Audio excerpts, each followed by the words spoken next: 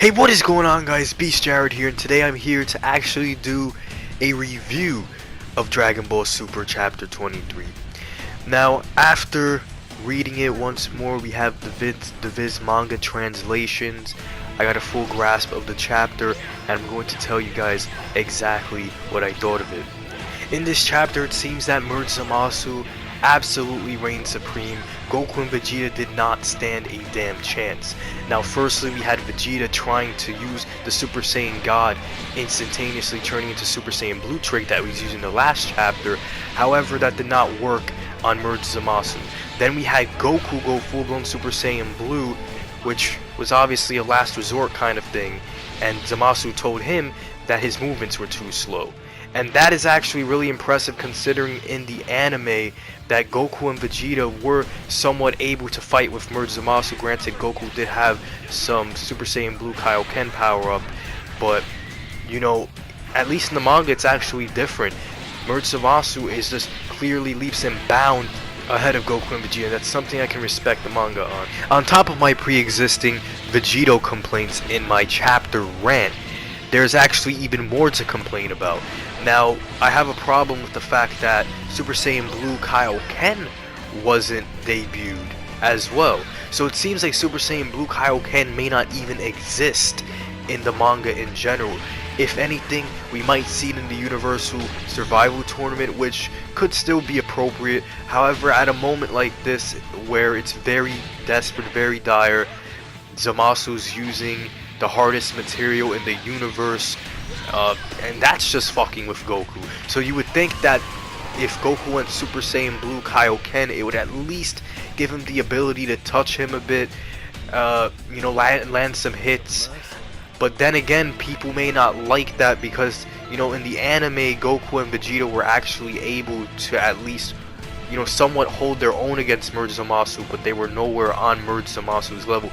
So perhaps it is for the better that Super Saiyan Blue Kaioken did not debut in this arc, but I do still stand on the fact that I do believe it should have debuted against Hit, and Hit shouldn't have gotten downgraded, but that's completely besides the point.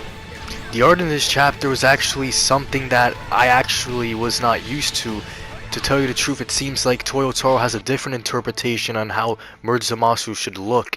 His face actually looks a bit different, and to be quite honest, Vegito looks somewhat different as well. He looked more slim than usual, and to be honest, I'm not a huge fan. But, you know, even though the characters look a bit different, it's Toyotaro, and he's a great artist, and you can't really complain about that. Before we talk about the whole Vegito situation, let's talk about the Bulma and Trunks related talk in the chapter. You know, some characterization for Trunks. He really wants to help in any way he can, even if he can't stand up to Zamasu. He definitely wants to help because in a sense that's him, you know, paying honor to his mother Bulma. And we even find out that Bulma really wanted to see Vegeta in the past, and it's tragic that that she died before the time machine was even ready for fuel.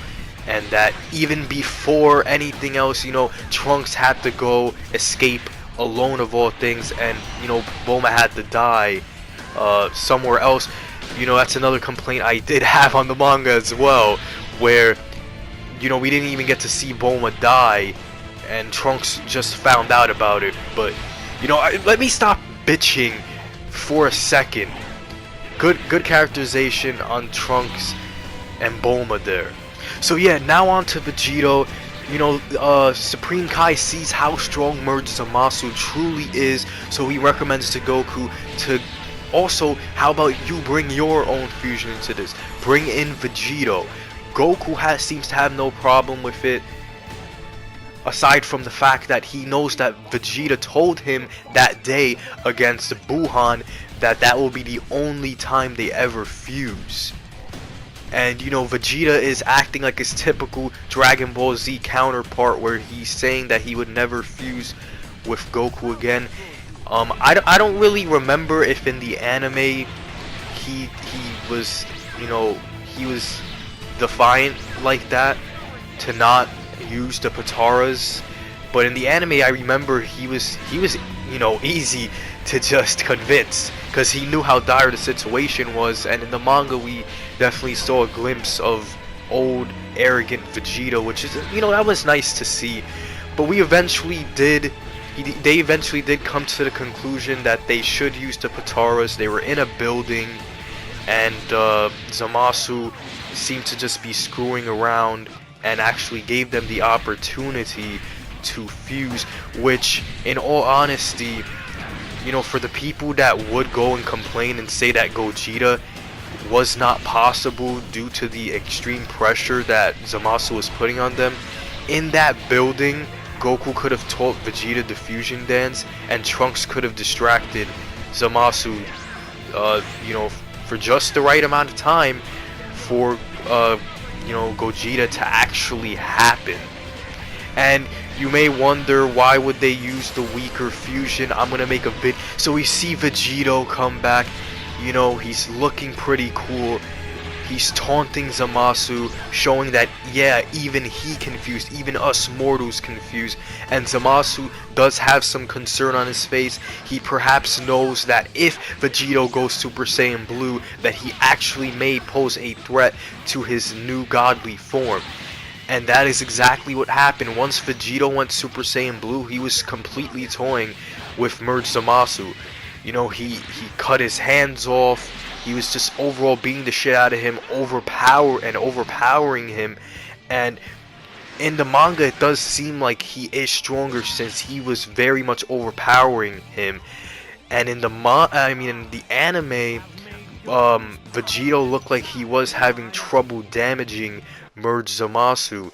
It looked like Vegito honestly could have went for the kill in the manga here with final Kamehameha, but unfortunately, due to the immense amount of power gathered and used on top of Super Saiyan Blue, that caused them to defuse, which is honestly unfortunate.